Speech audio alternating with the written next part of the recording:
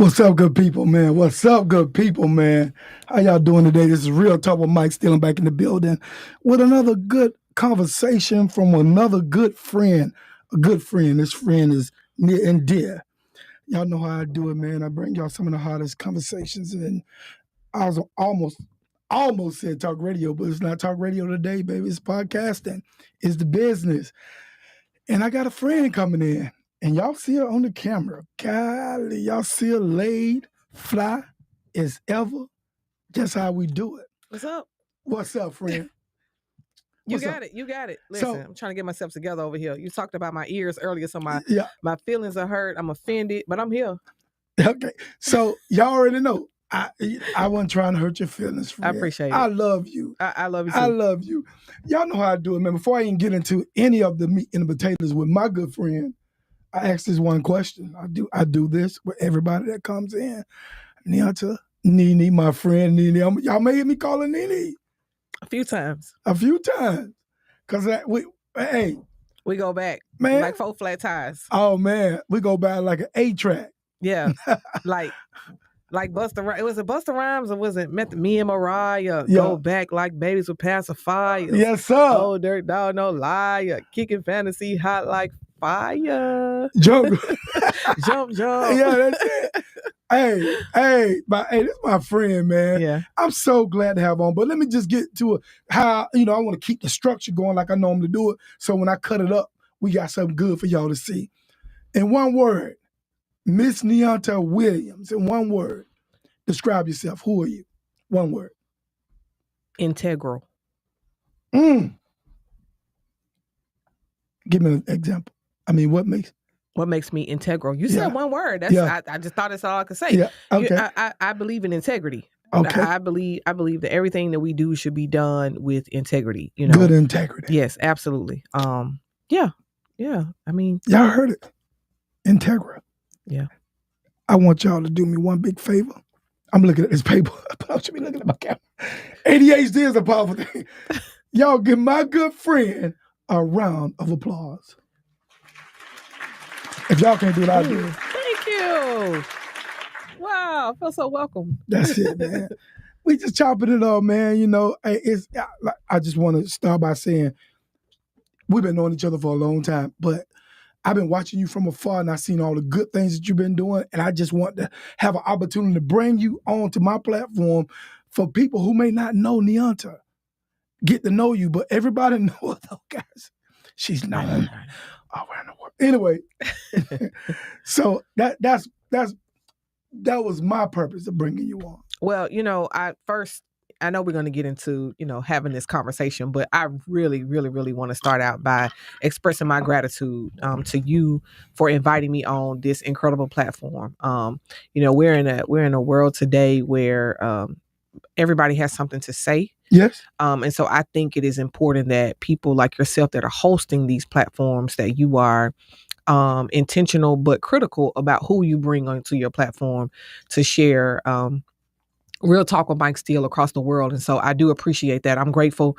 I'm really grateful. Honestly, I'm grateful to God, but I'm also grateful for you for this opportunity to be able to come on and talk a little bit about myself and, whatever the people want to know. Yeah, I'm here. Man. See, thank you. You're welcome. Keep it together, Mike. You got it, brother. You got it. Thank you. So now I know you and I know, but anyway, I'm just going to come cut and dry. I'm moving your mics too. Your cameras. Oh, you can move that camera where you want. I want the camera to be head on. Yeah, right. yeah. That's what people see right now. That's what they see. Okay, let's go. Okay, there. I want you to know what people see. Okay, all right. Thank you. I normally have it on that monitor, but it's okay. We slow. I'm slow today, guys. Yeah, we good. Charge it to my heart, not my head. I'm messing up all your stuff, but we here. Girl, you all right. Just like a woman to come in and start moving stuff around. Yeah, exactly. You got stuff. That's just like my wife. I have my stuff right where I want it. Yeah. And all of a sudden, I come back, it's gone. It's not there. It's crazy. She found a better place. Yeah, Hey, fellas, if y'all know what I'm talking about, drop some comments in the comment section, because I know y'all know what I'm talking about. Y'all got to know. All right, man. So you're born in, where you were born? Born in Gaston, Alabama. In the 1900s, as the young folks say. The 1900s. In the 1900s, gas in Alabama. That's funny because I had comedian Benny Mack on. Every time he gave a date, he said, "The year of my Lord." Yeah, that's right. I'm like, That's boy, good. you need to stop. He's a comedian, guy, so you got to find a little humor in something. But so let's talk about gas. Let's talk about your parents. Let's talk about early childhood, man. Your parents. How was your parents? Sure. So my parents are awesome. I was born to the, they are not the late because they still here. Thank God. Oh man. Yeah. Thank you, Lord. And that's a blessing. It's a blessing. It's a blessing. In fact, we, shout out to my dad for just celebrating Father's Day this past Sunday, and to all the dads, not just my dad, but the dads that step in, the neighborhood dads, the uncles who play the role of dad, the granddads, the pastors, the coaches, the people in the community, the men in the community who really step up and are that male figure to young people today. Even if you unc, old head, OG, whomever, y'all are all dads. So yeah.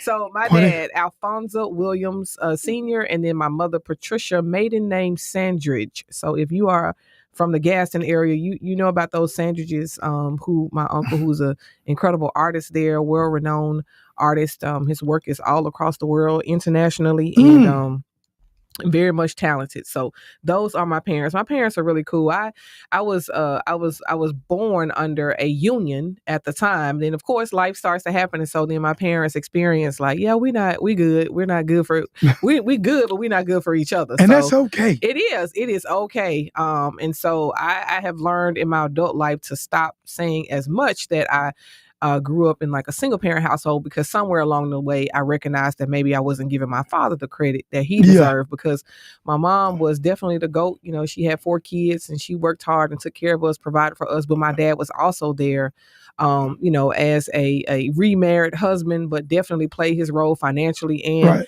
engaged and involved with us. And so he wasn't an absentee father at all. He was not an absentee father. Nope. Yeah. Not at all. And that's good that you recognize that, dad was, that you kind of say, hey, you was using the terminology or the language that, but a single parent, but dad was there. Yeah, dad was there. He was definitely there. I mean, I am who I am because of my parents. And so I'm really grateful for both of them.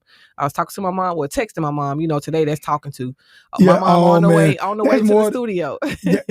that's more than physically talking. Mm-hmm. It's texting. Go ahead though. It is. You told her you was on the way to the studio? Yeah. I told her I was on. Well, actually, I told her, yes, I did. I said when I got through, I was going to call her because she wanted to talk to me about something, but which is always talking to me about something, which is good. That's so sweet. Yeah. I love my folks. Yeah, I do. Come on. I do. You got a good relationship with mom. I do. With mom and dad. I love my whole family. Family is important. Man, let me tell y'all something about family now. If y'all listening, some family she had, before she even got started, it was 2 cousins at the same time called her. Yep. FaceTime. So it was going to be, it was a multiple multiple people on the phone just for a casual conversation. Yep. That's what we do. I was like, oh, that's a beautiful thing. That's what we do. Yeah. We do. We check in on each other. They know, I know they are actually in the trucking industry. So they out on the road traveling all across the country. Yeah.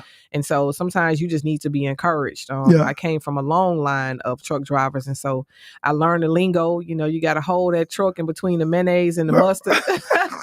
You know what that is? Yeah. Right. I don't know that. Let me tell you. So holding that thing between the mayonnaise and the mustard. So the mayonnaise is the white lines on the road, and the mustard is the yellow line, the gold line. So they got to hold it in between the mayonnaise and the mustard. That's hilarious. Yeah. When I call my friend, he's a truck driver. I'm like, what you doing there, brother? You holding between the mayonnaise and the mustard? Yeah, he gonna start laughing. They gonna love it. Because it's a whole language within itself, right? It definitely is. Yeah. Definitely. That's wild. So that's what I experienced when she came in. She was talking to both her cousins that are truck drivers, and I recognized they was truck drivers right away because they had their earpieces on. Their headphones said. Yeah, and they were driving too, so it was like such a giveaway. Yeah, dad giveaway. So school now. So you went to school where? I did. So we high school. I'm talking about high school. Okay, no, let's talk about middle school. Okay, middle school. All right. So I started out, we lived on the north side of town in Gaston. So I started out at Disque Middle School. And we got to, I used to spend my summers on the east side of town. Okay. So, and I see you looking like, what is Disque? So Disque is currently known as Gaston Middle. Okay. So I guess it's been, I don't know, maybe 20 years ago, there was this sort of transition of what those academic schools look like in Gaston. So back in the days, we had 3 high schools. Yeah. And we also had 3 middle schools that fed into those high schools. Okay. So each high school had their own middle school. And so I started out at Disque, which actually fed into Gaston High School. Okay. But the summertime I would spend on the east side of town where a majority of the black folks were.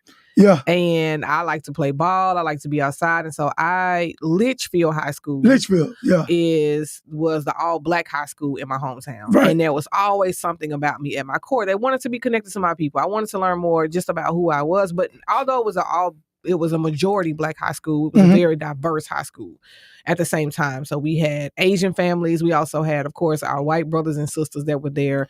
And of course, our black brothers and sisters. Okay. And so, but I begged my mom, please, let's move to the east side, or at least let me move in with my aunt, because I really wanted to go to Litchfield High School. It wasn't like the school had a super winning record in sports or anything like that, in basketball in particular, which is what I really wanted to go, not just go there for, but there was a coach who loved his community dearly. And he was really into his athletes. And so I wanted to play for him. And I was like, please, can I move to... Is he still around? He is no longer... He's not here with us anymore. He's deceased. But his name was Coach David Croft. A big fan of his. I was, there. R.I.P. David Croft. Yes. Yeah. Coach Croft. Yeah. Okay. He was very important to... of course, he was actually a head football coach. He was one of those guys that did it all. He was he's back in the day type of coach. Yeah, he was a chemist. He taught biology. He taught anatomy. He was really brilliant. In fact, he was an alum of Morris Brown College. Played football at Morris Brown. And so, he was awesome. So long and short, I really wanted to play for him. So I ended up going from Disque Middle. And then, you got to make that transfer, before the year is out, so you can legally be able to play basketball. Yeah, so that's true. Same stuff going on today. Yeah, nothing changed in that aspect. In the 1900s. Yeah, the year of my Lord. So we moved to the east side, and I went to Corey Middle School, which was the middle school that fed into Litchfield High School. Oh, okay. And it still exists today. It's still the middle school that actually I think they turned Corey into an elementary school, and it feeds into now Litchfield Middle. What kind of kid were you? I mean, like middle school, were you a happy kid? Oh yeah, I mean, who you are is who you are. Like I was always a happy kid. I was exactly who I am today, running around trying to help people, giving and doing. Could see, I could see folks who, even though I didn't have, but I didn't know I didn't have, because of the love that we grew up under. But isn't that crazy though? It is. When you don't have much, but when you got a lot of love and support in other ways, that little bit that you got doesn't seem like you. It seems like you got way more than what you have, and you really do. Honestly, you really do. If you've been able to, side note, travel abroad and go outside the United States, and you go into some of the less fortunate, if you go for a vacation and you get off the beaten path, or maybe you've done, some type of, like I actually was talking to my doctor earlier today about that. I did a mission trip to Puerto Rico back during Hurricane Maria. And, there's some parts of the country, has much less than those of us in the United States. Yeah. You really realize how blessed you are, but the people are so much more happier without all of the things that we have access to, like, some things that we haven't done in years. It's new to them, and they are so happy. They are incredibly happy. So a lot of gratitude. A lot of gratitude. That's a whole conversation, we could have just about that. Did you play any sports in middle school? I did. I played basketball, a little bit of hoop. I tried to, I didn't know what I was doing, but I wanted to play. Yeah. And I played. You know how it is. Yeah. You take the ball and run down the court. You got to dribble the ball, ma'am. You got to dribble. My defense was yelling in the girl, hey, in the girl's face, like, something was happening. My mom used to laugh at me. She did not know sports. She's like, why are you in that girl's face like that? Yeah. Better be glad it's not me. I would slap you. Mom, it's called basket. It's called defense. She didn't know. Mom was like, I just don't understand it. But I know one thing. Yeah. You and that girl personal space, all in her boundaries. And if that was me, you have to answer to me. Yeah, it'd be a problem. Yeah. So when y'all hear me get a little with people, where it came from. My mama was like that. He is like that. She's still like that. And my dad. Yeah. I got a double dose. Dad, when you say dad, like, I mean, describe dad. Oh, man. I mean, like, first of all, dad voice is what leads with. He has a very deep voice, tall in stature, hilarious. Yeah. Speaks his mind. Does not bite his tongue about anything. You never have to wonder what he's thinking. It's gonna be clear. Is he from Gaston? He is from Gaston. Oh. From Gaston. My folks really originated out of Asheville, Alabama. Asheville, okay. Yep, a couple miles up the street. Yep, miles up the street, yeah. And then I just gotta be quiet. Ticket. Speed ticket. In Asheville. Yeah. It's probably one of my kinfolks that gave it to you too. All my family still lives in Asheville. If you're some kin to Neonta Williams, please discard that ticket. Yeah, this Mike still. Yeah, take it away. Take it away. Lord, take it away, Lord. Go ahead. Wipe it.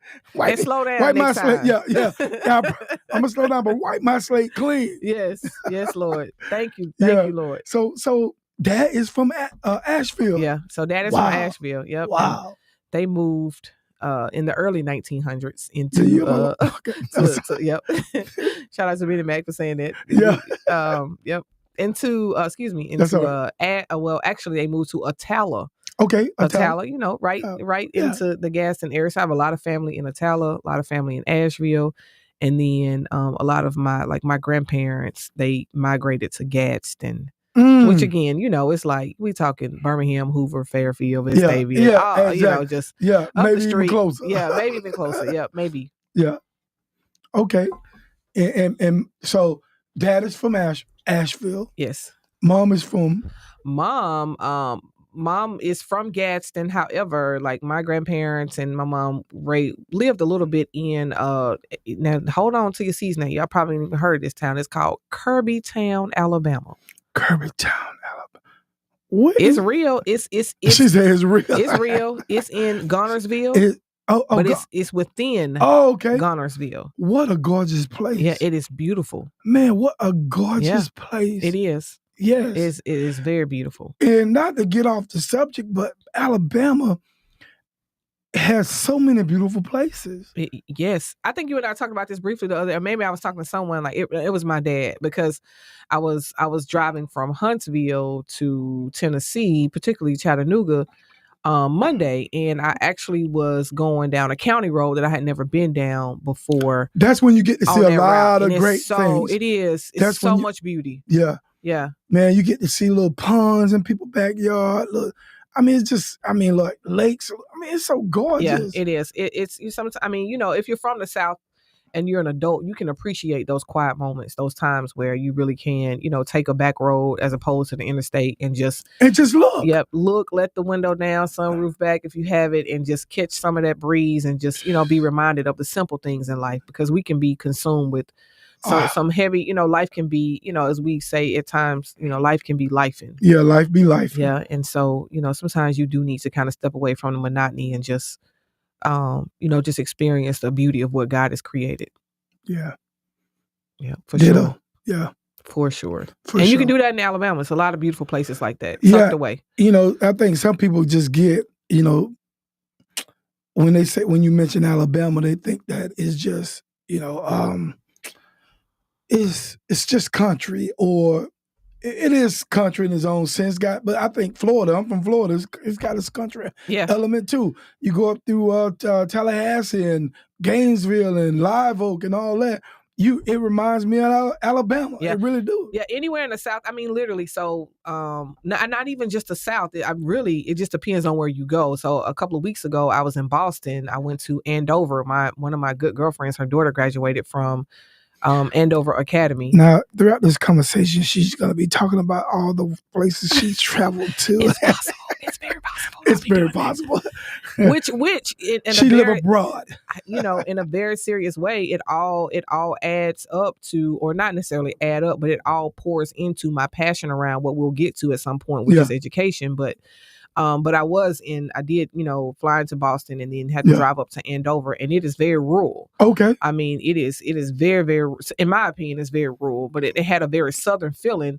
Just, you're talking about the Commonwealth. This is where, of course, we talk about slavery, emancipation, the whole nine. And so when you're in that area, from the South, I can feel it, but I also feel there is sort of this real Southern drawl to what is there. But also, the positive side to all of that is just the beauty of what God has created. Yeah.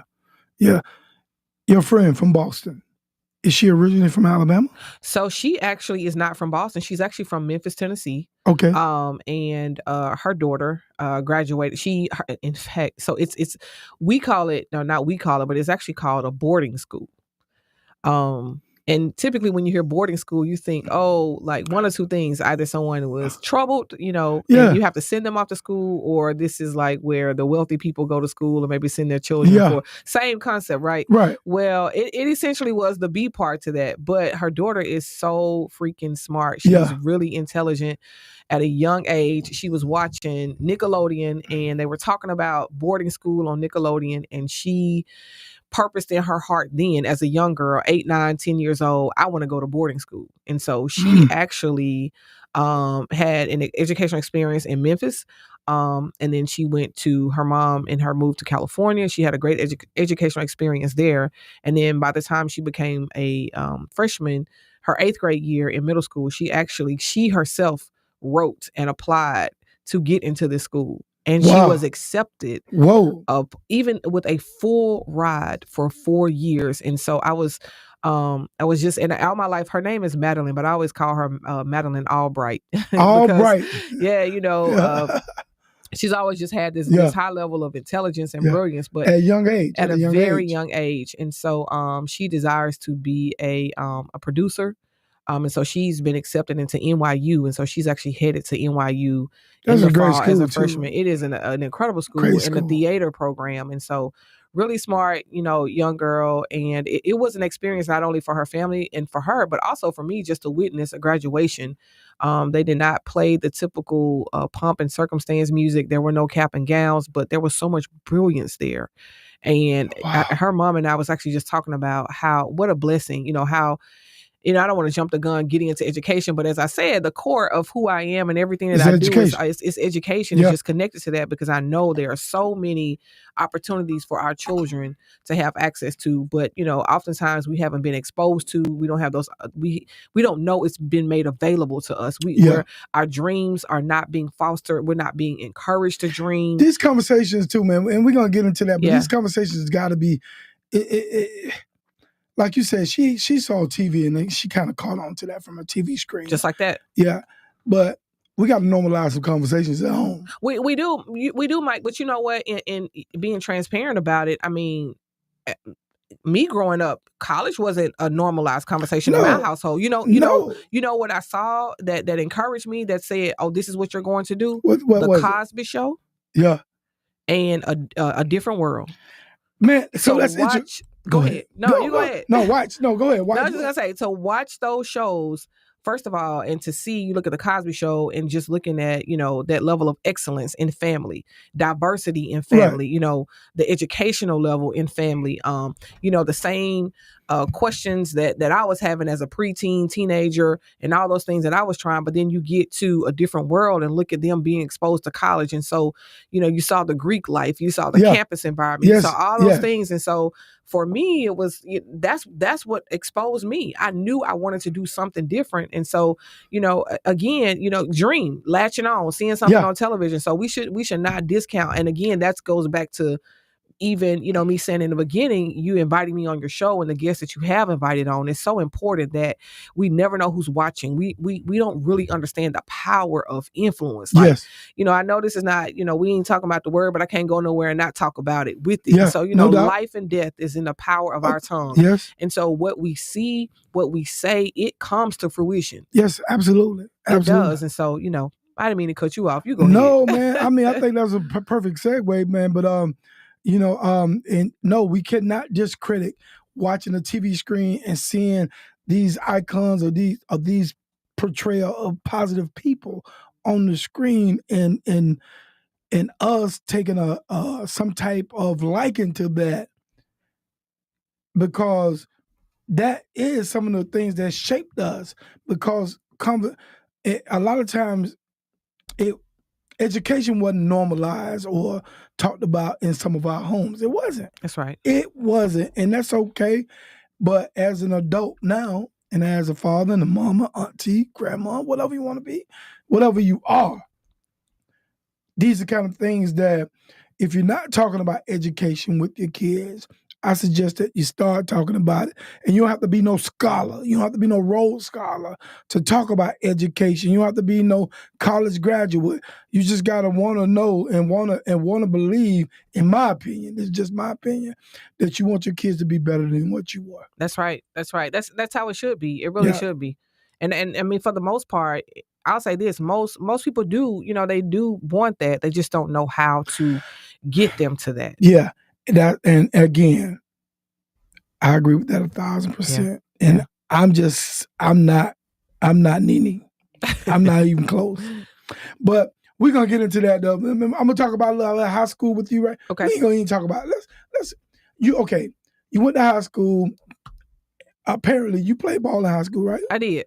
Yep. I was blessed to play basketball. Even going back to sports for me involves my family. Go ahead. Go ahead. No, I'm glad you mentioned that. I know you're going. Go ahead. You know where I'm going. No, don't zip my mouth. We in this together, man. We got 2 talkers on here, so we good.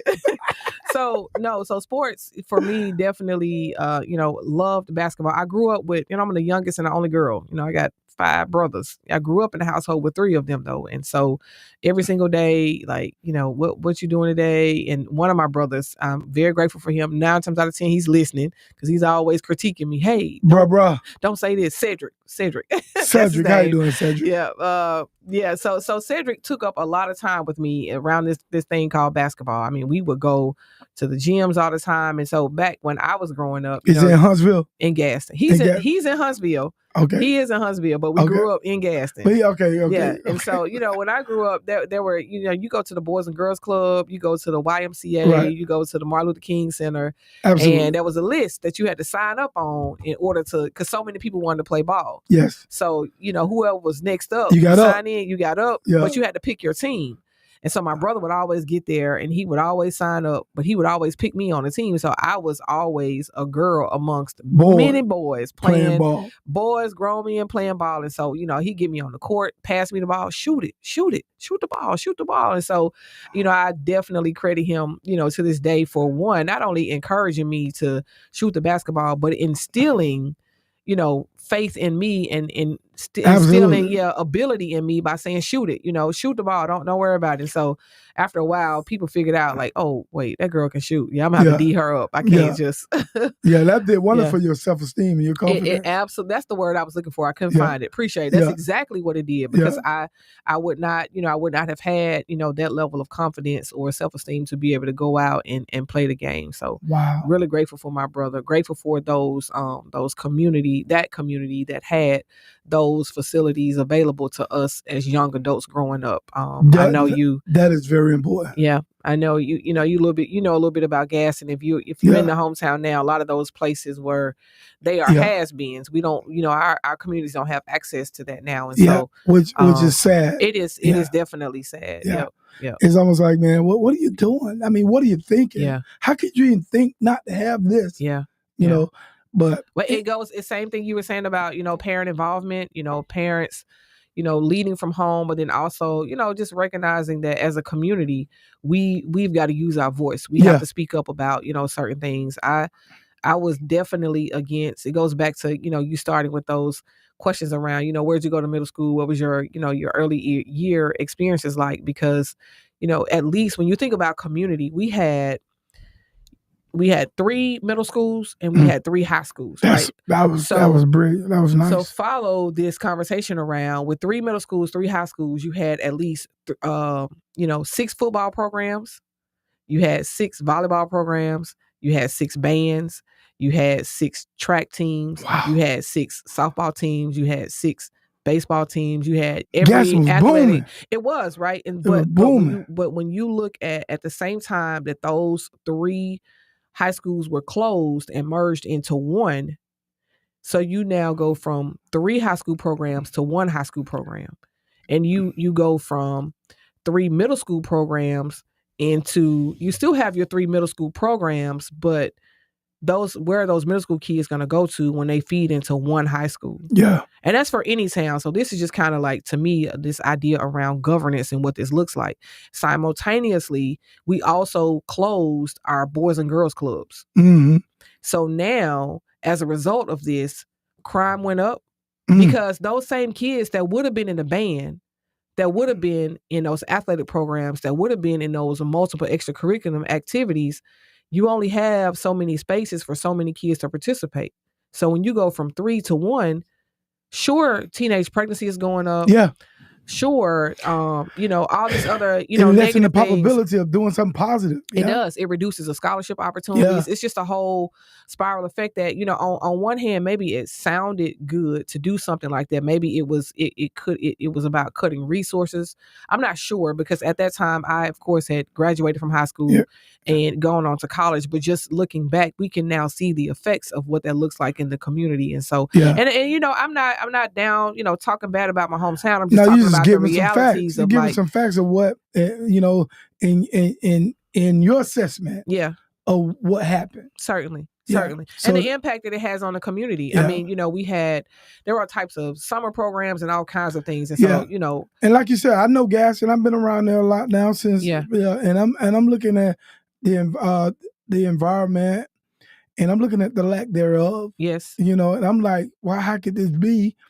But Part of it is the community is apathetic too. Like, a lot of people have gotten tired. Yeah. And just do not want to be involved, but we can't afford to be tired. No, you cannot. We cannot. You cannot afford to be tired, We because this life gonna steamroll you, man. Yeah. Yeah. Every time. So now you spoke of going up to college.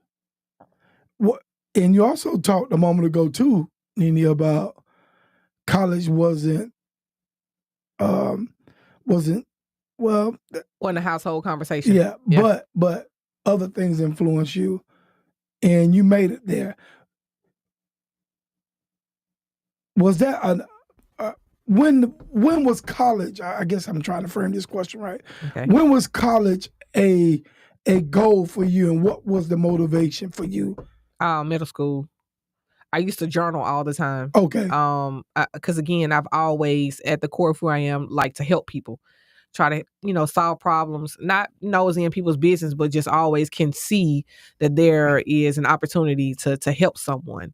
And so, and then also took advantage of those opportunities when I was younger. But I used to write down that I was going to be a social worker. I used to write down that I was going to, for years I wrote, and I started like 7th, 8th grade, but I used to write down that I was going to go to Alabama A&M. And, we'll probably talk about where I ended up going to college at, which I love. That's gonna be next. Go ahead. But I just kind of knew. I knew in order to help people that I would need to have a degree in social work. And so I knew that I needed to go to college. It wasn't a question. And as I think back, I kind of feel sorry for my mom, because I never really gave her a chance to tell me that wasn't like, no, you're not going. Not that she would, but never. Yeah. Hey, I never. She probably said, "This girl, her mind so strong, Yes. man. This is what she's telling me she want to do, and this is what we doing." Yep, that's exactly what it was. And and again, shout out to my mom, because she had not gone to college, and so it wasn't like we had people in our family with this whole blueprint, but she supported me. She was able to find people in her circle, in our family circle, that knew how to get me to a college and to a college visit, and I know our school system, they did their part. Absolutely. Back then. School counselors were actually, doing the work of school counselors by exposing you and, providing you with the supports and resources that you needed. They weren't just disciplinary. In fact, they weren't disciplinarians. That was for the assistant principal to do. But, and so because of that, I really there was a real village approach to my, kindergarten through 12th grade education that was very helpful to me to propel me to, going off to college, which is what I wanted to do. And you make it to college. I made it to college. Let's give a round of applause for that, because some of us don't get that. We just don't make it. Thank you, Lord. Jesus on the main line. Yes, Tell him Lord. what you want. Yes, Lord. Yes, Lord. Yes, Lord. But how did you learn about Miles? Ooh. So, that village, shout out to my uncle. He's actually deceased now, but shout out to my deceased uncle for at the time he was dating this lady who, it's always got one time for my uncle. One time for Aunt dating this lady. Love him. This lady that knows somebody that knows somebody that knew somebody. So so my uncle is Harold, and he was dating Teresa at the time. And we were having conversations about me going to college, and Teresa knew, and you may know this person too, Mr. Gerald Maxwell. Right shout out to Gerald. Shout out. Attorney WMGJ Maxwell. next door neighbor. That's right. What would you know about Gaston? So she knew Gerald Maxwell, and somehow coordinated a visit for me to come to Miles College. I was a sophomore in high school from a little bit of town called Gaston. Came to Birmingham, and I saw people who looked like me that were driving nice cars. They lived in nice homes. They were leading the city. They were making decisions. They spoke well. They dressed well. They looked well. And other words, you saw excellent. I saw excellence. Black excellence. And it was the way Miles College grounds were manicured, believe it or not. Oh no, they were immaculate. They was come on now. And yeah, they were. Yeah, and again, coming from, and I love Gaston, but I had not seen that level of excellence like that. And then you get on campus, you go on a tour, and my first visit, I'm introduced to the president of Miles College, Dr. Albert J. Sloan. Dr. Sloan was my guy. Very personable. He knew students by names, and the fact that he was calling students by their names. Mike, pull your pants up. Chris, get to class. Like he knew, the students, and what are you doing? What's your plans? It wasn't just a pointing in direction, but it was a real conversation. He knew his students. Man, and just 1 second for a pause. You would see President Sloan out. I mean, like at any given time, you're gonna see him out. Yeah. Not saying that you don't see. I mean, that's our president. So you would see him out, and he would speak to you just like a normal person. Yes. All the time, anytime. And I remember having a situation of my own personal situation where I had to go see Dean Ray, and then I didn't like how that thing was going. I went straight to his office. He said, "Let him in." Yeah, just like that. Let him in. You know what, Mike? Honestly, I feel like the two presidents that we've had since Dr. Sloan has carried that same mantra, that same aura. When you think about Dr. French, that's my guy too. George French, love Dr. French. So proud of him. Yeah. And he's now leading dear old Clark University. Very proud of him. Yeah. He had the same spirit of, a very personable, relatable, walk the grounds, engage with students. And Albert Sloan was his mentor. Yes. You would see him, you'll see Albert Sloan. Yeah, go ahead. Yes. Yeah, no, I was just going to say, I really think that's the HBCU way, right? And that's the beauty of having also small institutions, because they are able to engage like that. But Absolutely. It also comes with character of that leader. Yeah. And then, of course, now President Knight, same way. Beautiful the students. lady. And I love when you see her in the community, there's typically an entire entourage with her of students, like current students. Yes. Not only alums, but current students who she's true. Connected.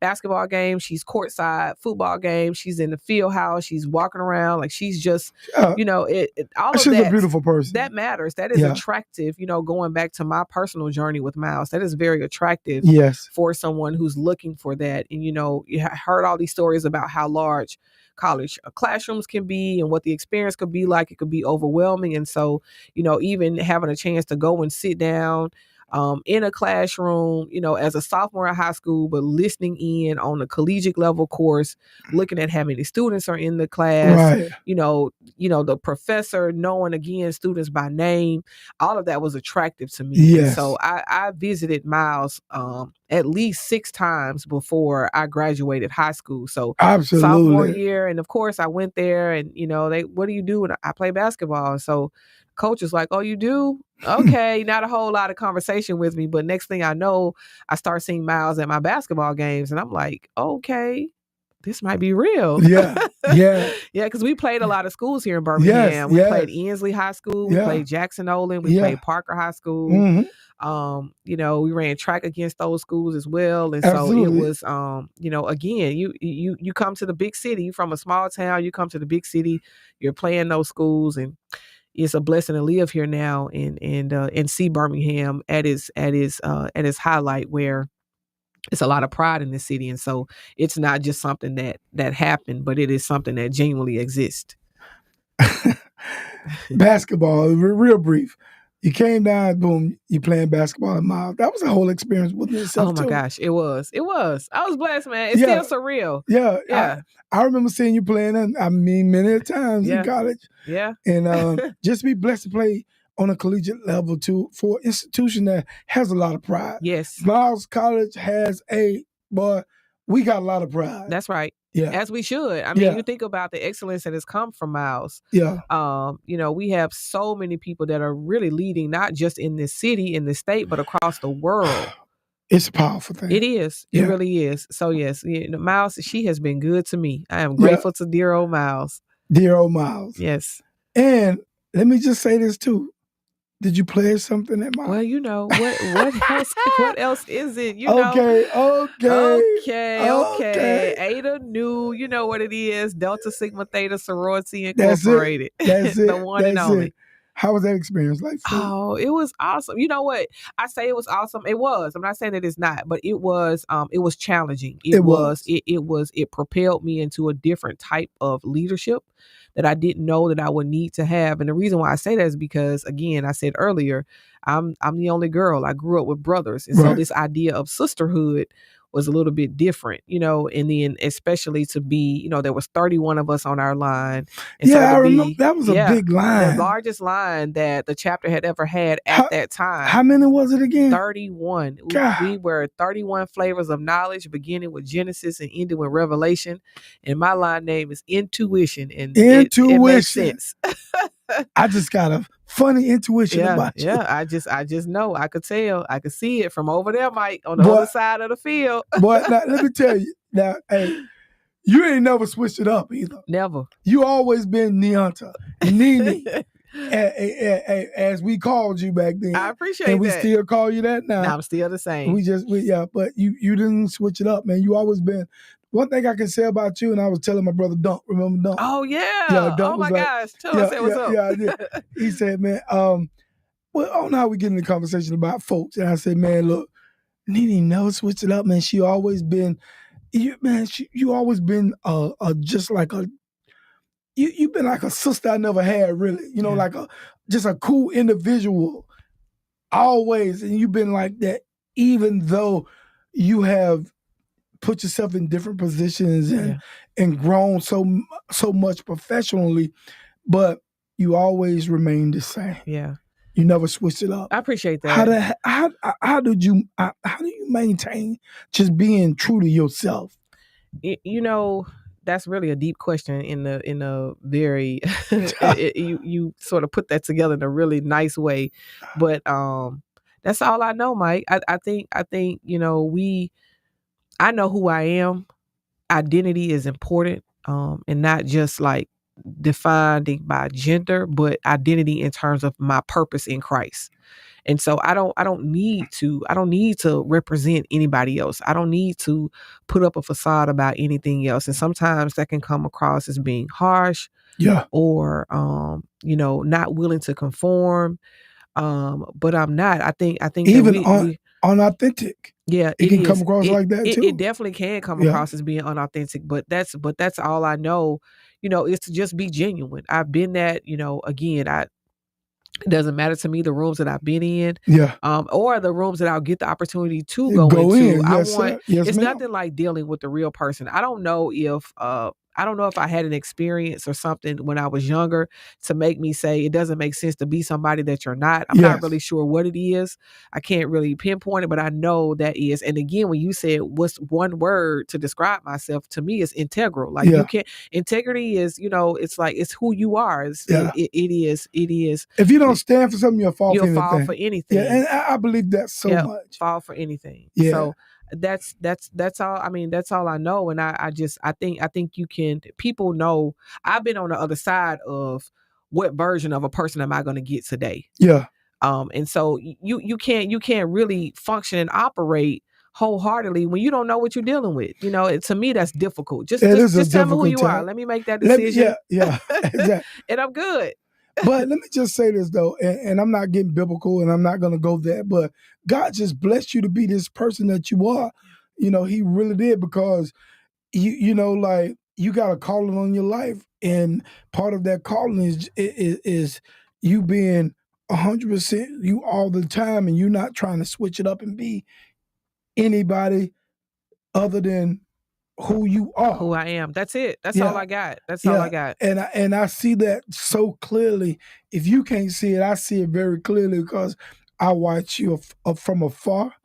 I'm watching you now, and I watched you back then. Yeah. Well, I appreciate that. That means a lot from somebody. You're doing your thing. That really does mean a lot from somebody that has known you. You know, we've known each other for 25, 30 years. Yeah, I was about to say about 30 years, honestly. I mean, and this is when, you know, early when we were trying to even define ourselves, like who were we going to be before we even got degrees, before we experienced life. This was like living in a dorm, eating Roman noodles, trying to get a slice of cheese. From anybody. And some Kool-Aid, right. You know, from anybody. Yeah. Right. And absolutely.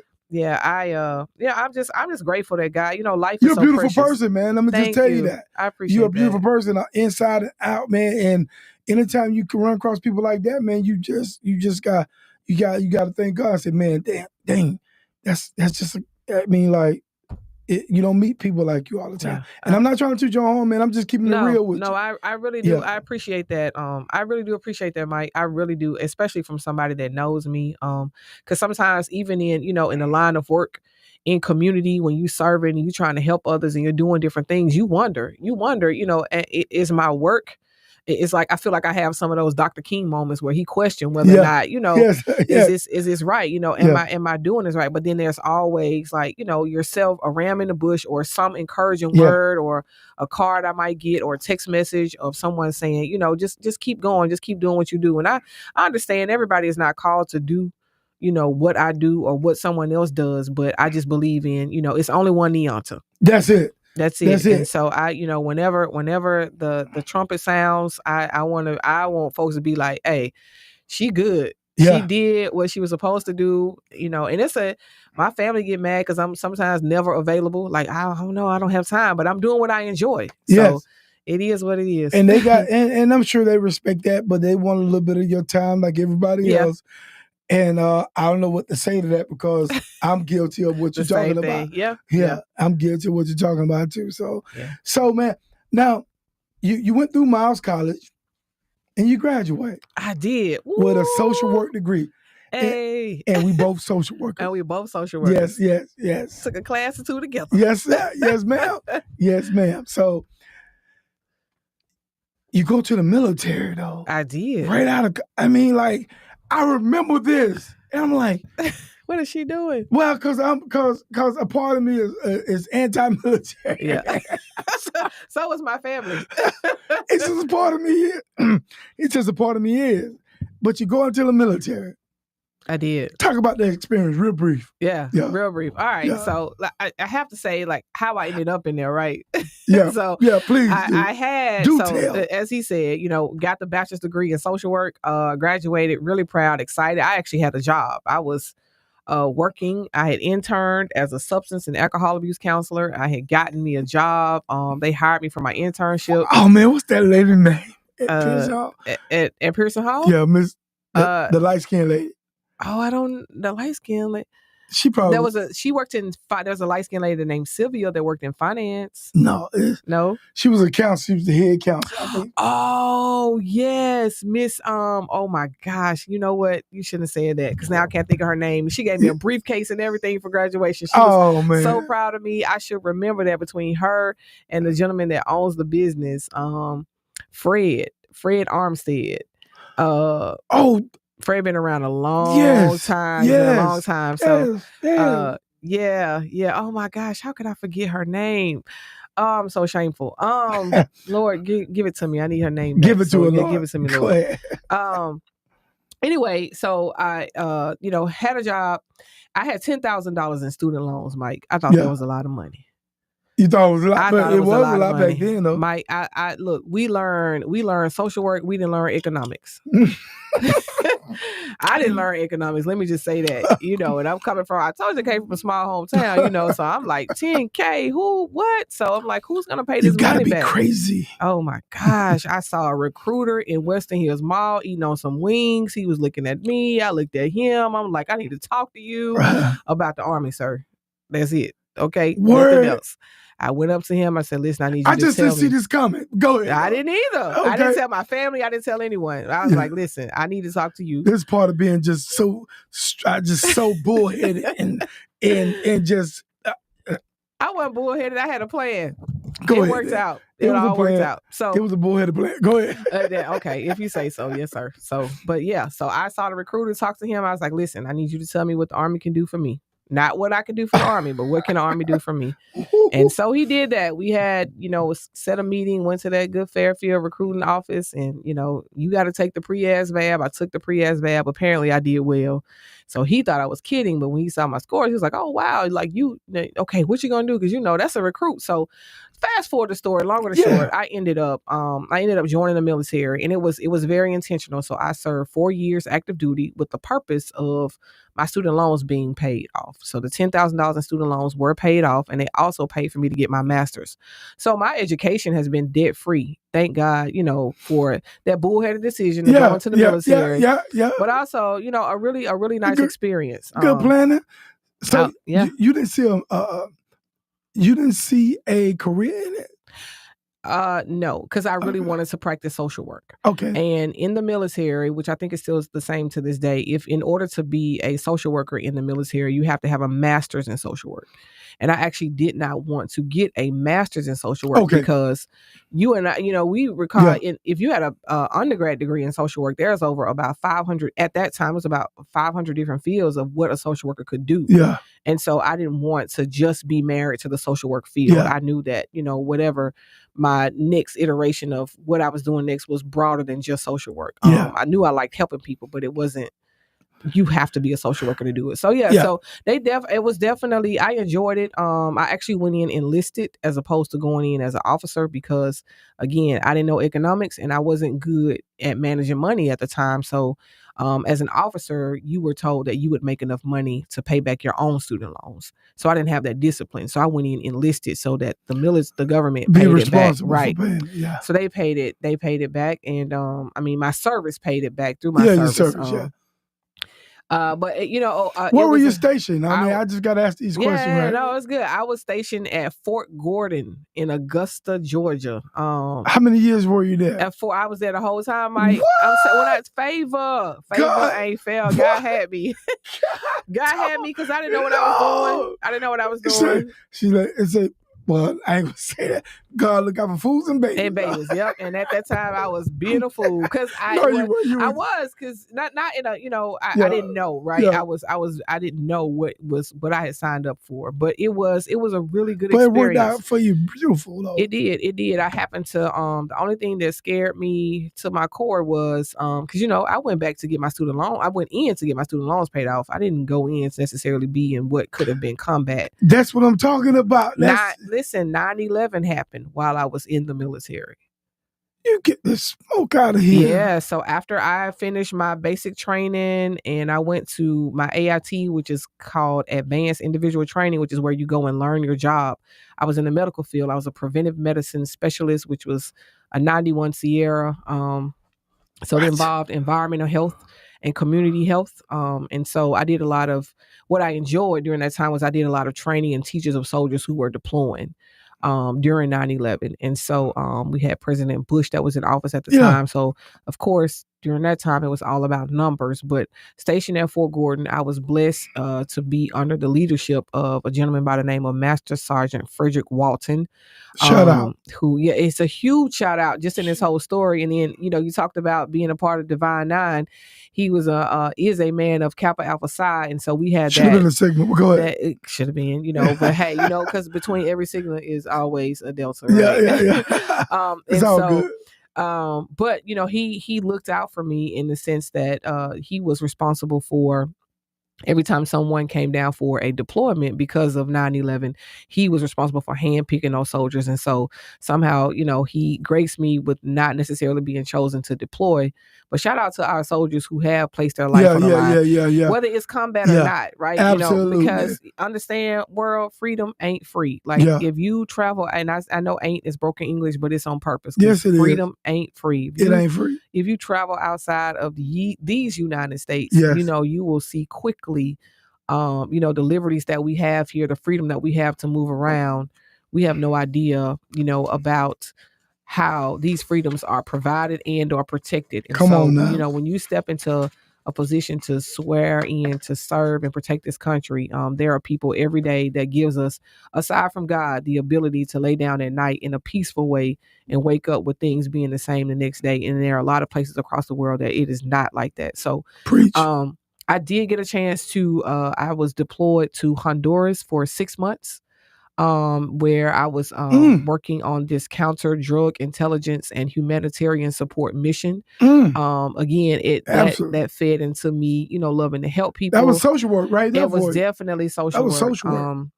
It was a really great experience to travel abroad and to go into villages.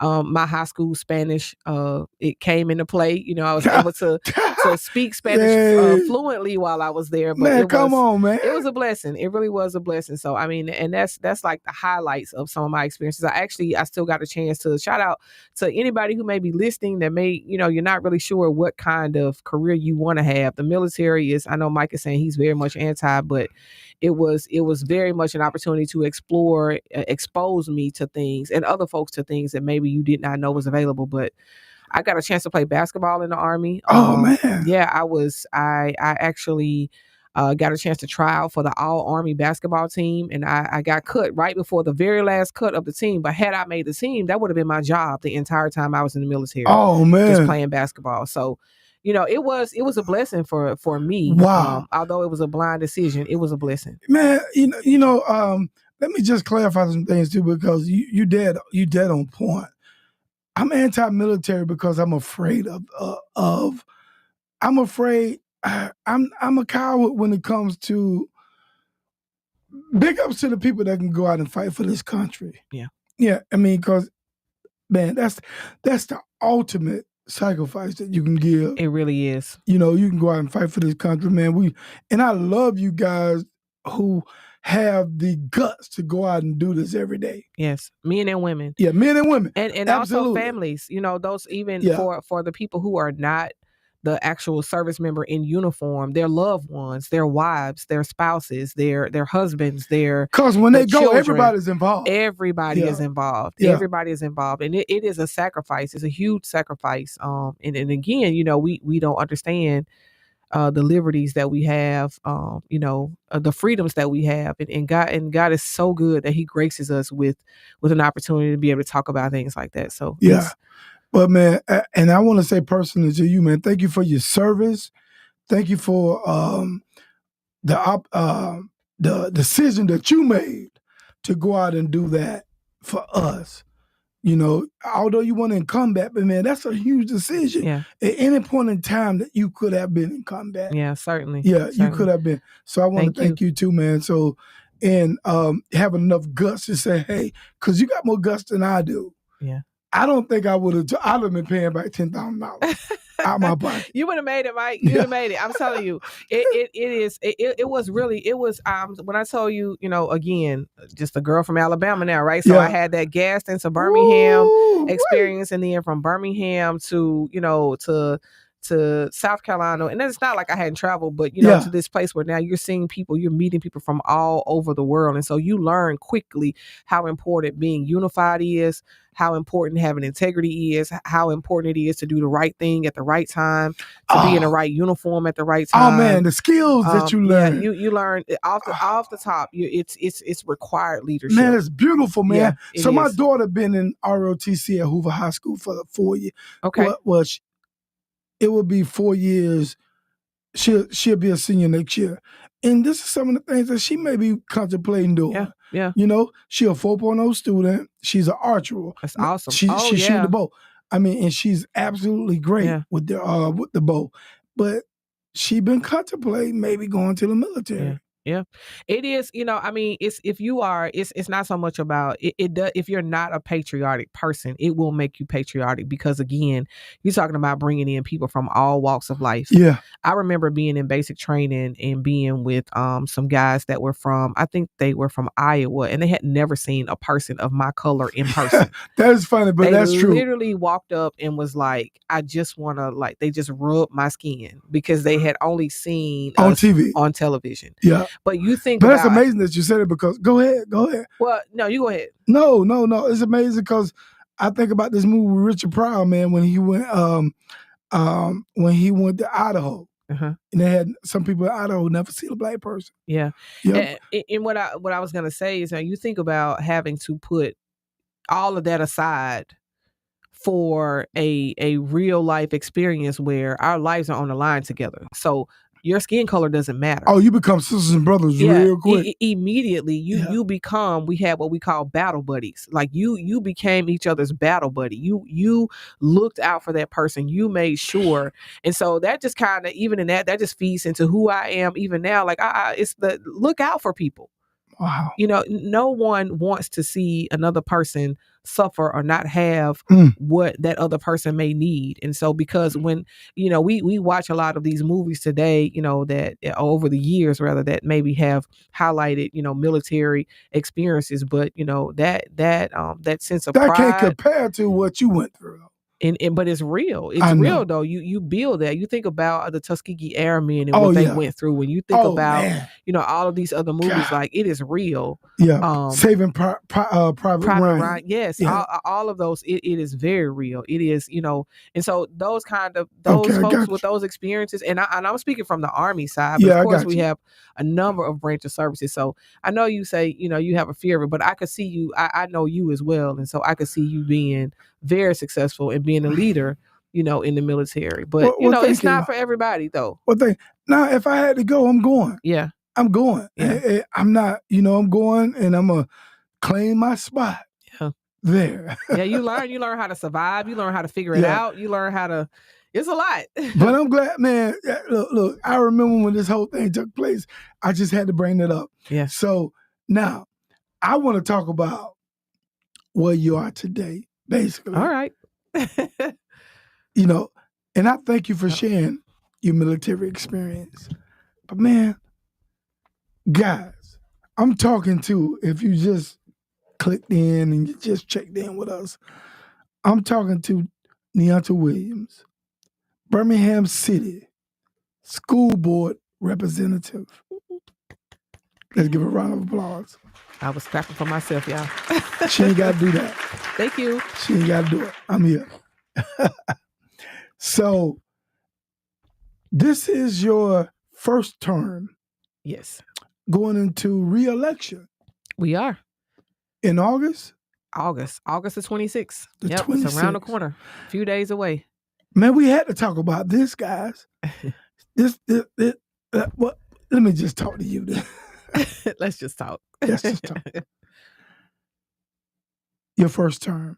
Yes. What was your motivation for running? Oh, good question. So honestly, first of all, it was God. It wasn't just Neonta saying I'm gonna do this, but he knew he was pricking those passions inside of me. It was during the pandemic. It was 2020. Yes. Elections were in 2021. So the pandemic was still going on, but not as like in the thick of things. Things were starting to slowly subside, but there was still a lot of fear.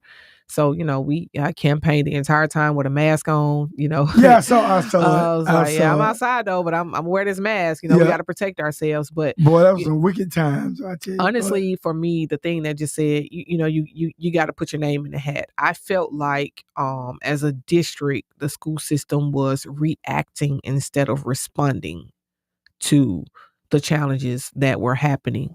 I feel like in a city like Birmingham, where we look at our demographics and we know that a large percentage of our families that we serve are from poverty families, which means that a lot of our families may not have access to devices may not have access to the internet, because again, we're talking in the pandemic, so we had a lot of virtual school going on. Yeah, it was a lot of controversy behind whether or not students should be in person or whether they should be virtual.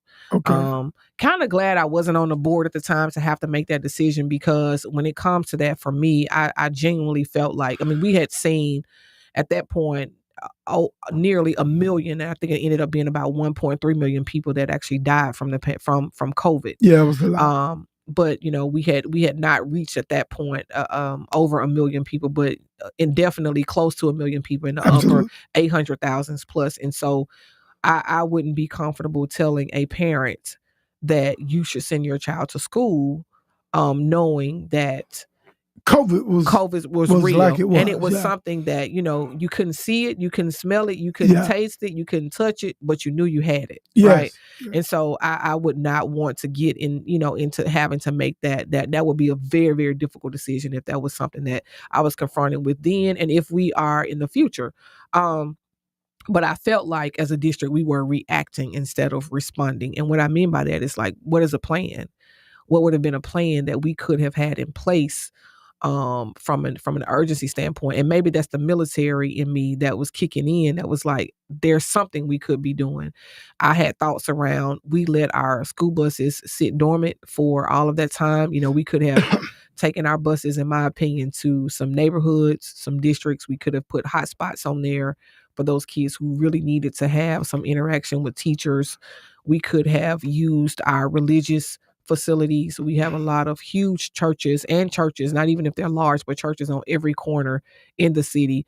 Why could we have not partnered with our churches to have them have A and B days where there were a number of, so many students could come in, those that needed it. Our students needed to be fed. And there were a lot of churches and programs across the city that kind of opened up their doors and was able to provide those supports to those families that needed it. But it's not, and not even saying that was like the right answer, but I just thought that we should have been having solution-oriented conversations around Absolutely. that. I can see how you can derive to those kind of points. You know what I'm saying? Yeah. My only thing is, like, how could we, if that was a possibility, how could we be there? How could we reach those goals? But that would be a plan in place. Yeah. If so. But I see your thinking. Your thinking, and it's really indicative of someone that is a social worker. Yeah. You know what Certainly. I'm saying? Yeah. Yeah. Because there's a solution. We're taught that there is a solution. Like, let's get to the core of what it is, and then let's find out what kinds of supports and services we can put around it. And I recognize that everyone is not going to take advantage of it. No.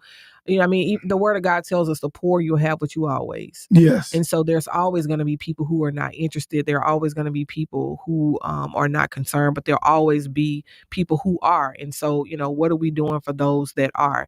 No indictment on leaders, but I just felt like my voice needed to be at the table. Representation was needed. That's what I felt. Yeah. And then, of course, the other thing is just like, I'm an advocate of choice when it comes to educational options. It made me, and probably still makes me, a controversial candidate. But again, because of my life experiences, we've talked about those over the last several minutes now. I believe that every child learns differently, but I think that every child should be in the right academic environment that supports their learning style. And so for me, whether that is our traditional public schools, our charter school options, our private school options, our homeschool options, our virtual school options, our micro school options now, parents should know that there are laws that has been made available to them, and and whatever the option is, which is why I felt like I was the best candidate at the time, and still do now, that whatever table I sit at, we should be advocating for quality options. So just because it's available, it needs to be quality. When it becomes not quality, then I got a problem with it. In 2021, you ran your campaign on Change Agent. Do you feel that you lived up to that? I do. I do. I ran, and it's so interesting. You asked that. So I had a platform that I called I actually capped on the PPP, right? Because everybody was on the PPP loans. Oh yeah. So since we had the PPP You going know what on, PPP talks yeah, God actually gave me PPP for my campaign, but it was parents, policy, and partnerships. What? So that's what I ran on. Like, we got to engage parents. We got to be more transparent with parents. Policies. We've got to create policies that really support students in their academic environment. Yeah. It's all God. And then partnerships. We can't be successful as a district without having the right partners around our students and families. And so that was, and I still stand on that platform. But I will tell you, when you asked the question around, when you just asked a question about, do I think that I was successful at it? I will tell you that when I got on the board and I was elected by the grace of God, and thank you to constituents who voted for me and supported me, donations and all, I learned quickly that there was more than just advocating for students and parents. One of the things that I'm probably most proud of is there's a fellow colleague, Sonia Smith, who was on the school board in her second term, and she had been speaking about hourly paid employees. But I had a really, really big problem with our hourly paid employees, because we had employees, our child nutrition program workers, we call them CNP workers. For the people in the back, that's the cafeteria workers. Yes. Our janitors, custodians were making $7, $8 an hour. And I fundamentally had a problem with that because, as rightfully so, you could drive past. Again, we're in the pandemic. Yeah. And so these are first responders. Yeah. If our buildings aren't clean, if we don't have folks to feed our children, then we don't need teachers. These frontline people, man. These are frontline people. Come on now. Longer to short, I elevated my voice more than once. Like, a lot of times it was like, listen, Mr. Superintendent, Mr. CSFO, or Miss CSFO, listen, you all do not need to bring any other financial recommendations in front of us until you have gone to the drawing board to find out what would it take to get our employees to a living wage of a minimum of $15 an hour. Yeah, come on. And I just kept saying it. I don't want to vote on anything else. I don't want to vote on no new hires, no salaries, no none of that. Unless, what does it take to get our people at that dollar amount? And so they ran the numbers and brought it back, and we got it passed. So we have our hourly employees making a minimum of $15 an hour. And then the state of Alabama came right behind us and did the same thing. And so for me, one, I didn't think that would have been a part of my role, but I'm willing to do, again, social worker, advocate, get in where, do what you need to do. Yes. But the amount of people that were affected, and at the time, one of my good friends was like, "Do you understand that you have essentially, because of your voice and the work that you all have done, like, you've been able to almost double some people's income?" And so there are schools that I have walked into where those CMP workers and janitors have told me, "Miss Williams, because of you, I just bought a car. Because of you, I just bought a house." Yeah. Like, and never would I have thought that would have been my role. That would have been a part of sitting at a table and elevating your voice. And but so, as a social worker, for sure. For sure. You recognize. And so I'm grateful. I'm grateful that God can use me as a vessel. And so I did. I ran as a hashtag change agent, and I'm still, looking to be that change agent. And and sometimes it can be overwhelming, but you got to be intentional about the tables that you get to sit in. Because here's what I learned. If you're not at the table, then you on the menu. Boss, hold on. Say that one more time. If you're not at the table, then you are on the menu. Let me do what I do. Y'all know what I do. That's a bomb. Yeah. And so, it is, like, we got to be at the table. Like, I know people say, bring a chair. Well, you know what? I've sat at tables where people have brought chairs. They have a chair. They're welcome to be at the table. But people get there and they don't use their voice. They don't elevate. They don't have the courage to say what needs to be said. And so I'm just radical enough to be that one to say what needs to be said, because I know that there are a bunch of least of these.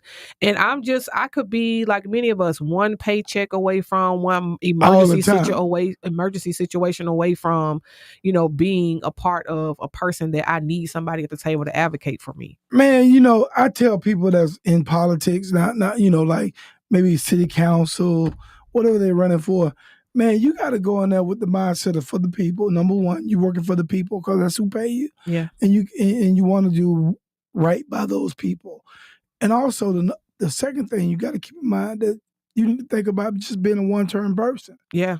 Yeah. Certainly. Yeah. Don't worry about nothing else. Just, hey, I got this opportunity now. I'm gonna work for my people. That's bottom line. That's it. That's all you need to talk about. That's it. And your work will speak for itself. Yeah. It will speak. And if you give your all, and I mean, hey, District 2, and anybody that support Neonta in District 2, I have given all that I have.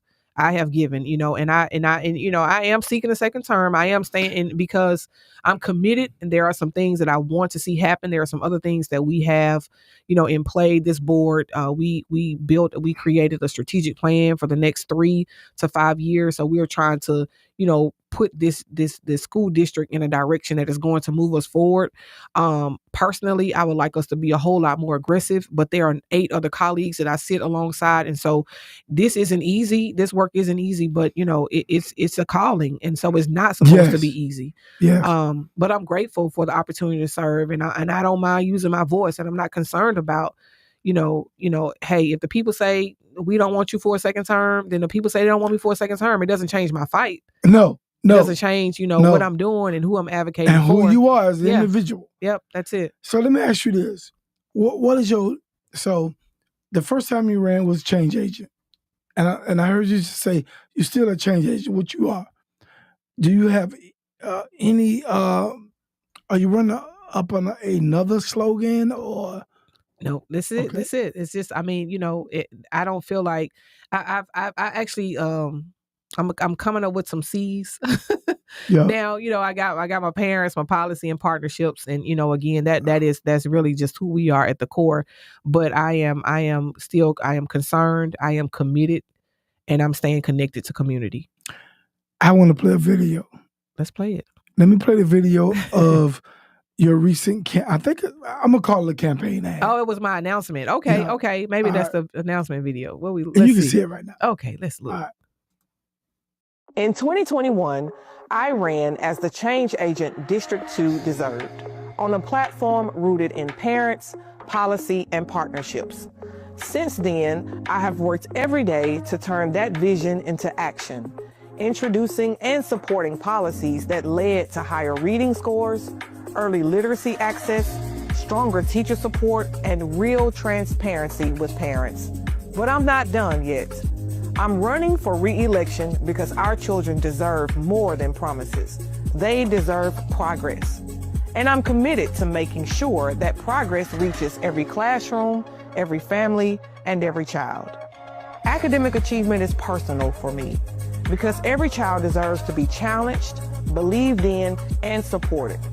Every child also needs not just a transactional relationship, but a transformational relationship. As an advocate, I know there's still more work to do.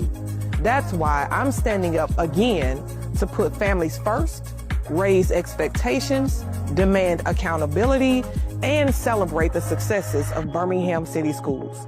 On Tuesday, August the 26th, vote Neonta Williams for District 2 because change is not just a slogan, it's a commitment. Paid for by the Committee to Elect Neonta Williams.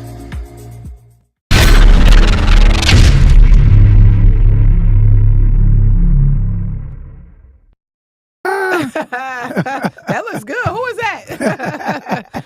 Wow, man. That was awesome. That was awesome. Well, thank you. Thank you for playing that. Yeah, man. I had to put that out there, man. I saw it, and I had to steal it and make it my own. Well, listen, put my twist on it. I appreciate that, Mike. I really do. I do. But it makes me so proud of you. Thank you. Yeah, it really does. I mean, like I said, y'all, people follow me, and thank God for the people that support Real Talk with Mike still. I'm grateful for that platform. I'm grateful for the people that take the time out to listen and take the time out to comment, share to my posts. I'm overjoyed by you guys.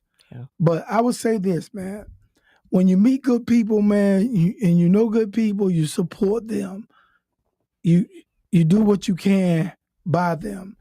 You are that person, man. You are.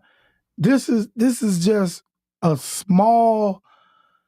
I see you doing much more. I see you doing other things than where you are now. But this is just a stepping stone to get you where you're going, or where you may be in the next 5 years from now. So wow, I received that. Yeah, just keep doing what you're doing, man. I'm proud of you, and I know it's coming from a great place. Yeah, wow. I know it is. I appreciate that. I appreciate that. I feel the same about you. I said this in the beginning at the top of the hour, and I just, I'm really grateful.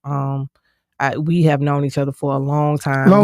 When 30 years ago, walking across the yard at Miles, encouraging one another, talking to each other, laughing. Hey, we even got nicknames for each other and all of that. Yeah, so, exactly. Over the years, and shout out to just the whole college experience for people who may not find the value in it. Absolutely. We literally, or who may not have the opportunity for it. May not. True. That is so true. And even if you're a parent or a grandparent and you supported your children in them going to college or having an experience, and maybe it wasn't something you had or you did have, it's so key, because my pastor says all the time that connections are the new currency. Yeah. And so, if you're not connected to the right people, if you're not, connected to if you're not in the right place, if you're not getting what you need, and it's a challenge, just like I said in that video. And I mean this, that I believe that, interactions that students have with their teachers and that we even have with each other as adults, it shouldn't just be transactional. It shouldn't be just, what do you have for me and what do I have for you? But it should be transformational. Yeah. Encounters that we have with people who are supposed to be offering us something and teaching us something, it should be transforming. Our lives should be different. I believe so strongly in education, because I know what it did for me. I know what it did for you, Mike. I know what it did for us. I know what it was like grandmama sending you to Alabama from Florida to get an education. She's done her best. Your family's done their best. Yeah. And here it is. They're saying, I'm patting you on your back. I'm giving you your best. I remember being at Miles, going home on the weekends that I did get to go home, and sitting in my granny's living room floor with my little cousins, and my granny would go and get that glass milk jug with those quarters in there. Oh man! And we sit down and count, and we would count, and she would give us three. I had a $10 roll, and my other two cousins would have a $10 roll, and she would say, roll up, and I'm coming back to Miles with $30 in quarters for snacks, for the, to wash my clothes downstairs or to do whatever. She wasn't pulling out dollar bills. She was pulling out the change that she had saved because it meant something. And so when we are doing what we do, when we're trying to help people, when we're trying to pour into other folks, like, you're not just carrying yourself. So that's why integrity is important to me, because you never know who's watching. You never know what people have going. We don't know. We don't ever know, but I do know the sacrifices, those that I know about. I know the sacrifices that not only my granny made, my parents made, my family's made. In fact, when I graduated from Miles, I had to pay for 2 extra degrees. My aunt wanted a copy and my cousin wanted a copy. So it wasn't just me getting that diploma, that degree. It was the family getting it. And I know I'm not the only one that had those kinds of experiences. And so, it's just so important. It's just, I really, now I feel like you really tapping into, like, you see my tone is changing and all of that, because this is so serious to me. It is not a game. It's not a game. It is not. But that's what we need to get people to understand, that, man, all that we go through and how we get to where we are. It's not easy. Yes. It's not a walk in the park. Yeah. And we have a heavy and huge responsibility no doubt, to be the people that we are, to lead the next generation to where they need to be. That's right. It's not a game, man. It's not a game. That's right. It's life. It's life, man. Each one teach one. That's right. This is our calling. That's it. Mike, I say this all the time, and people have heard me say it. I'll say it again. But just thinking about, when God created the earth, what we have here, like, there's nothing new in the earth. Everything that is going to be here, it is here. It already exists. But the revelation of what that is comes with the fullness of time. And so the time depends on our ability to process and be an intellect about things. So we have cell phones. We have these devices that I don't know. I'm an iPhone person. We're on 16 now, right? But I stopped at 5. But go ahead. Yeah. No, you didn't. Yes, I did. I stopped at 5. I have an Android. And bless his heart, y'all. He don't do the military, and he got an Android. We gonna pray for Mike. I thought you was my boy. I don't know. I feel your boy. I should have known that your head was some oil before we got on here. You just telling me all the things that got me concerned, but that's all right because we can even go there with your Android, and we can even go there with your with non-military. But I'm saying that to say because I'm going somewhere with this analogy that if children are placed in the right environment where their intelligence can be fostered, who knows? Like maybe the cure for cancer is in your daughter. But if your daughter is not placed in the right academic environment for her intelligence to be fostered, it might be still in her bloodline to find the cure, but it could be 3 generations later. Yeah. So now we got more and more people suffering from something that the cure is already here. Yeah. But if our children are wasting their intelligence and they're not, they're not wasting, but just not being exposed and to fostered the right way. Fostered the right way. Yeah. So who would have thought when God created a tree that out of a tree was going to come these chairs, a desk, tables, beds, pencil, paper. Yeah. Who would have thought and out most of of this the one furniture thing, in your house, the shade that we sit on, the fruit that comes from a tree? Who would have thought that all of those things would have came from it? And so years ago, I heard my pastor say, I repeat it all the time, but if you can visualize an apple and you cut that apple open, what do you see inside that apple? Seeds. Guess what? You can count the amount of seeds in an apple, but you don't know how many apples are in a seed. So if we don't place our children in the right environment where that seed can be developed, it needs to be fertilized, it needs to be planted, it needs to be watered, it needs everything to grow to become whatever it is that God intends for it to be. But if we don't put them in the right environment, and that's such as us as adults, you can have a degree. Yeah. But if you are in the right environment, you can have a skill set, but if that skill isn't developed, it doesn't have to be college. It can be a trade. It can be whatever gift. Yeah. And so, it's this very platform of using, social media, Facebook, Zuckerberg, he didn't go to college. No. Him and his friends started out, figured something out. In a dorm room or somewhere. In a dorm room. Dropped out. That was the Tim Cook, Apple guy. No college. What? Yeah. So I'm not saying that we don't need college. I'm just saying that there's so much brilliance and intelligence. I'm glad you mentioned and opportunity that too. there. Yeah. So much there. So I'm glad you said that too. But I believe, I like a formal education, but that's not the end all be all. That's all. Yeah. That's all we're saying. No doubt. Yeah. But the fundamentals, I do believe, of reading and writing and the ability you to read and write, you have to have that. You got that. You have to have the ability to be an intellect, to think and be challenged. Critical thinking. How do you process? We're not getting that today. Oh man, you said critical thinking. We're not getting that. So we just want we want everything now. We want, it's a lot, but I think, I believe in us. I believe in, and not just us as a race, but I believe in God's people. Everything that He's created. Everything else has the ability to be obedient to what He assigned it to do. When you think about the grass, it grows. Yeah. Without being told to. But here we are. We've been created and we have this I'm not gonna do it personality or approach to how things are done. So I don't wanna get too deep, take us in a different direction. But I hear what you're saying. But, yeah. You're talking about the lack thereof and the lack of not capitalizing on the opportunities that you have here. Yeah, sure. Yeah. How long do you plan on doing this though?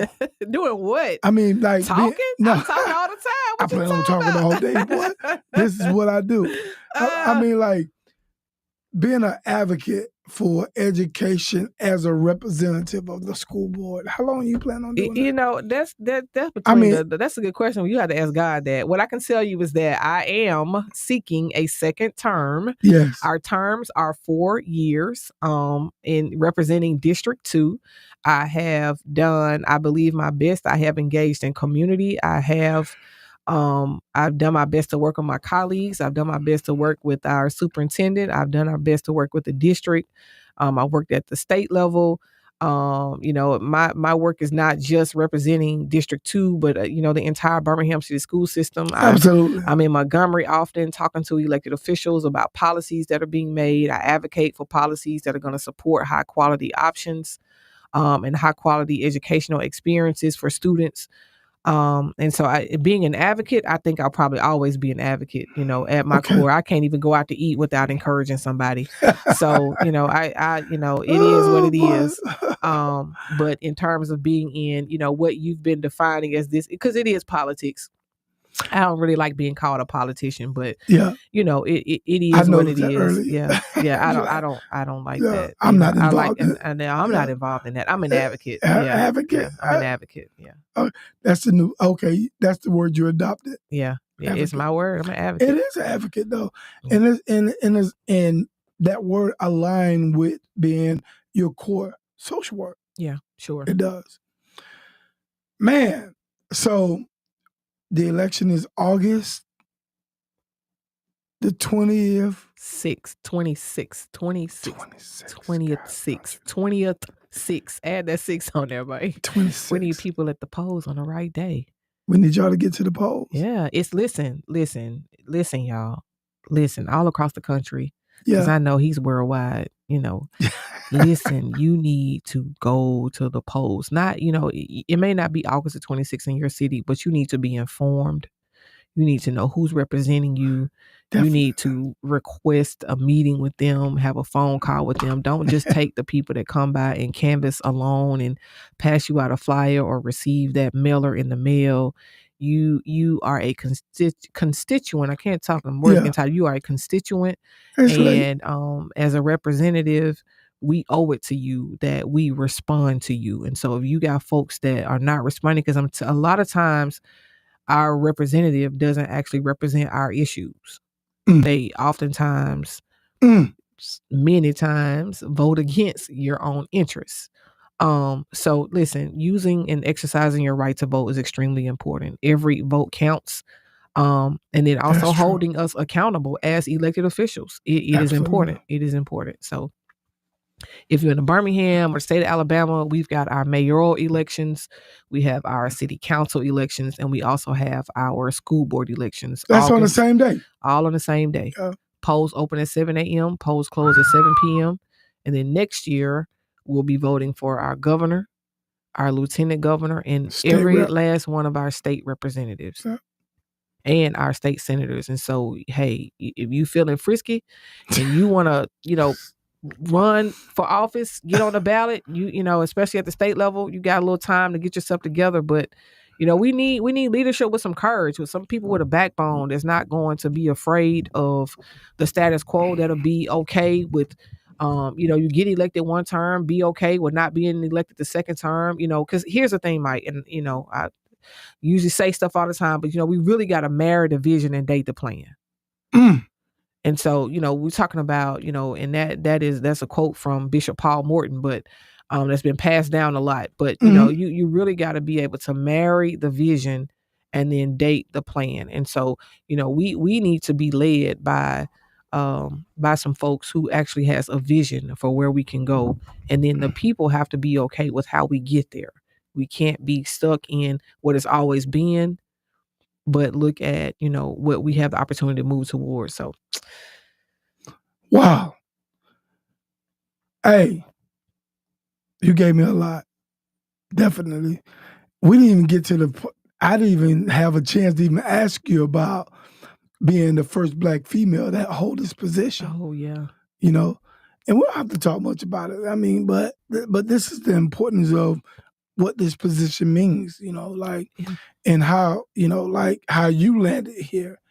But we don't have to talk much about that. Let's transition on to Matter of fact, do you got anything else you want to add to that? All I can say is just look at God. Look at God. When you asked me about like how did I get here, I told you it was God was like, yeah, you're gonna do this. You're gonna win, but you got to do the work. So I put in a lot of work, but and actually I didn't even know. You did put in a lot of work though. I did, y'all. I put in a lot of work. I lost a lot of weight. I was out there knocking on doors. Yeah, I saw in the rain. You had cousins and everybody out there supporting you, man. That social work, we know how to build. Man, so I got a whole village. I did a family and friends day, and we went out and we canvassed. We hit all the Walmarts on the east side. Man, you were doing your thing. I'm like, she out there like some slaves.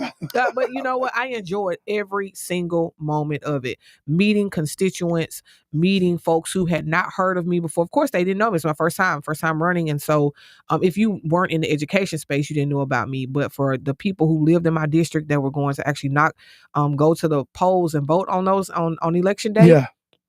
They were, it was really exciting. I mean, District 2 is a large district. It extends from the east side of Birmingham all the way down to 280.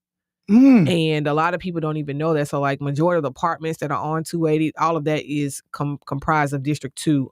If you go down here I am trying to talk about my district, the road, John Rogers Road. What's that? It's not a casino out there, but it's the dog tracks. The dog track, yeah. Yes, all of that area over there is a part of District 2. Oh, man. Yeah, and so District 2 is really broad. And so when I first was elected, we had 6 schools in our district. We had Martha Gaskins, Robinson Elementary, Huffman Middle, W.J. Christian, I.C. Ware Mitchell Middle, and Putnam Middle. And then that was also the year that the census was done. The lines were redrawn. And so how many schools now? I now have 3 schools in my district. I now only have W.J. Christian, Putnam Middle, and I.C. Ware Mitchell Middle. Yep. So those other 3 schools were placed into other districts.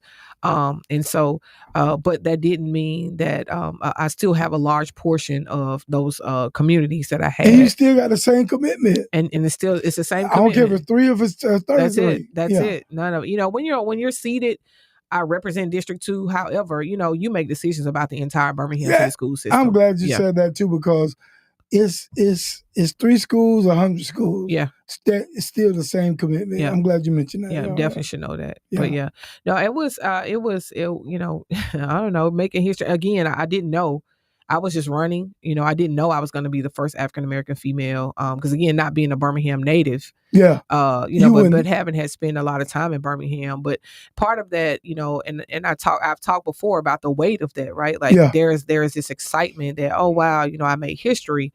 But then the other side to that is, to me, that's so unfortunate that, when we look at, the urban district that Birmingham is in, that we've never had a Black female at the table to really bring that maternal, although I'm not a mother, but just that maternal perspective to the table of some of the challenges that some mothers are dealing with. And not saying that folks prior to me didn't understand, but I just think being a Black woman and elevating that voice and having that lens and working with those families on a day-to-day basis, even, through my organization. It's different. It's different. It definitely is different.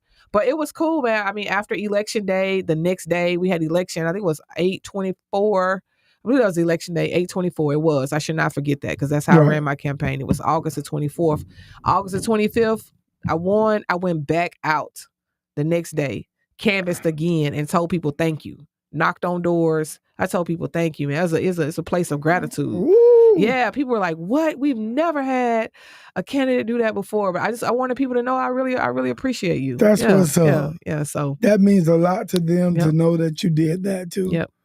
Wow. So I've been working hard ever since. On the grind. Harder. Haven't stopped. Yep. On the grind, haven't stopped. Let's go. Yeah. So, it was something that, God, I knew I was going to lose this train of thought, man, but it was something that I wanted to say in reference to what you're doing. God, dog, ADHD, get away. All right.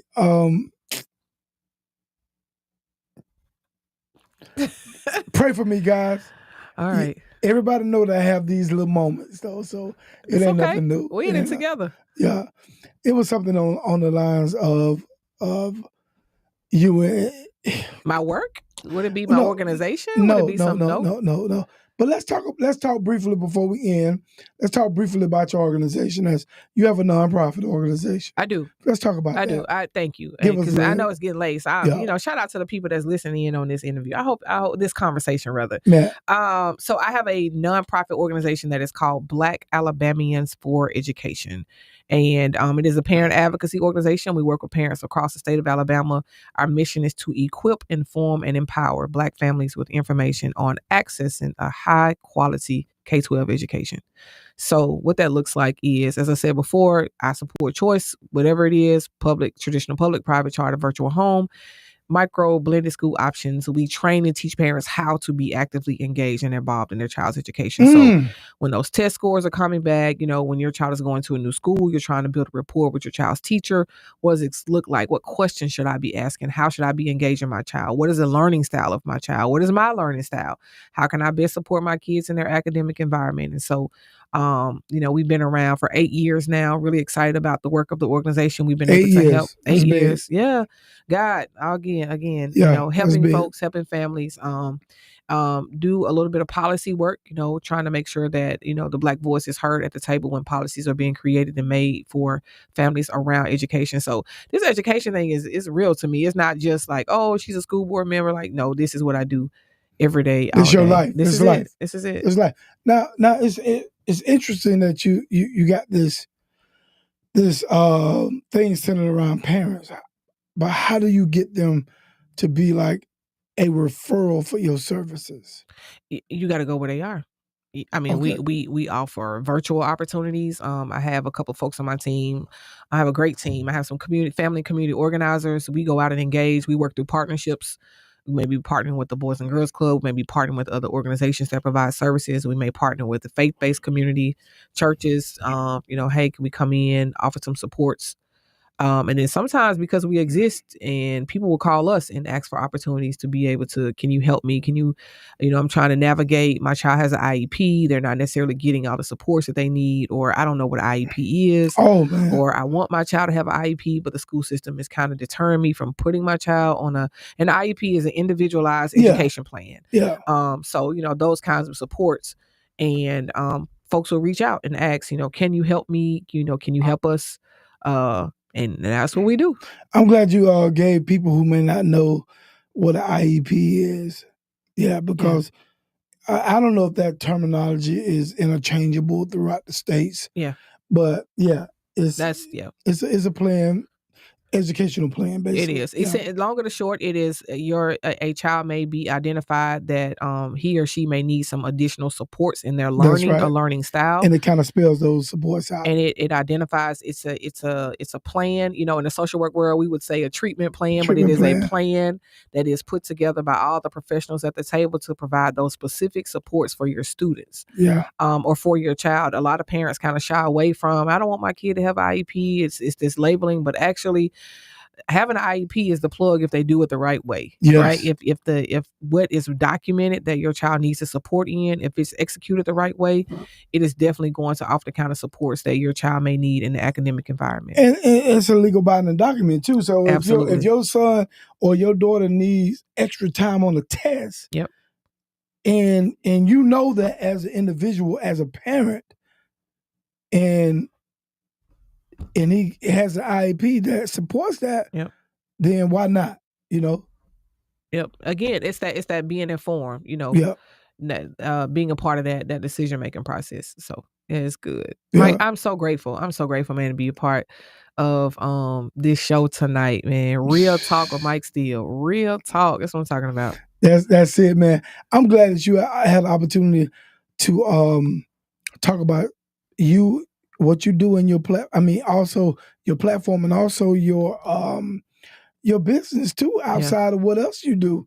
So how can people connect with you, Neonta, as far as your nonprofit? Great question. So we, you can access our website for sure. It is www.blackal4edu.org. And that is our website, but it's also on all of our social media platforms. We on Excellent. we on the book. We on the gram. The gram. We on You X. you on tick? We on YouTube. You ain't ticking and talking? I'm not talking and You ticking. need I ticking don't and have talk though. time. We got to figure it Let out. somebody else tick and talk. Yeah, though. we got to let them. We're also on fan base too, so we're on all the platforms. Yes. Okay. Gotcha. Fan base is a.